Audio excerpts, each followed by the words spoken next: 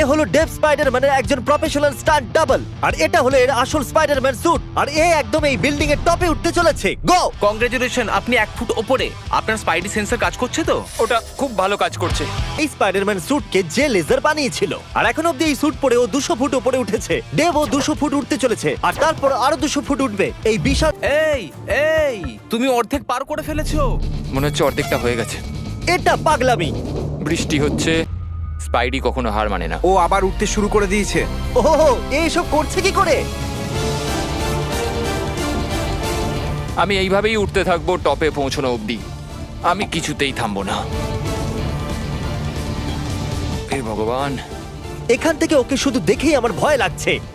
এটাই হলো কারণ যে ওর স্পাইডারম্যানের স্টান্ট ডাবল। ও প্রায় পৌঁছেই গেছে। এ তো মনস্টার ভাই। 400 ফিট। দেব, তুমি একদম পাগল। আর এ করে দেখিয়েছে। ওহো গড। এই নাও $10,000। ওহ, তুমি এটা সত্যি? ডিজার্ভ করো। পরে স্পাইডারম্যান মুভি কবে আসছে? বলতে পারবো না। ওকে, এ টম হল্যান্ডের থেকে ভালো।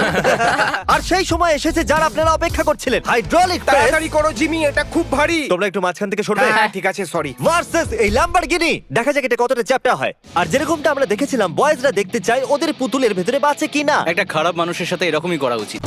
আমি তোমাকে বাঁচাবো কার্ল। ক্রাশিং শুরু করো। Let's go baby. Oh my God, oh my my God. God!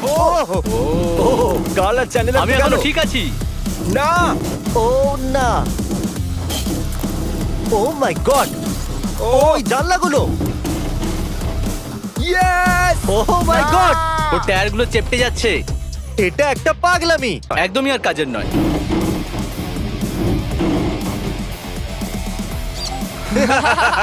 আমার মনে হয়েছিল ওটা পিৎজার মতোই চেপটে যাবে, আর তাই আপনাদের জন্য চলো এই ল্যাম্বরগিনিটাকে উড়িয়ে দিই। বিস্ফোরণ!